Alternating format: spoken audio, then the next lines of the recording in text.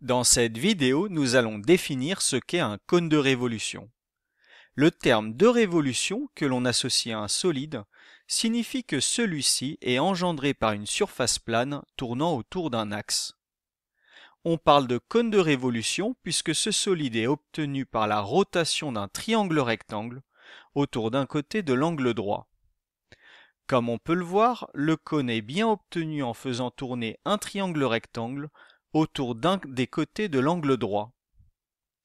Un cône de révolution est ainsi composé d'une base, en forme de disque, coloriée en rose, dont le centre est O, et l'un de ses rayons OP est ici représenté. Il est également composé d'un sommet, noté S dans notre exemple, situé sur la perpendiculaire à la base, passant par son centre. La droite OS est l'axe de rotation puisque le triangle rectangle tourne autour de cet axe.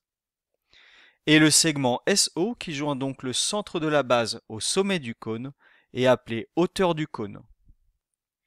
Enfin, le cône est constitué de tous les segments en bleu qui joignent le sommet du cône au point du cercle de la base. Tous ces segments forment la surface latérale du cône.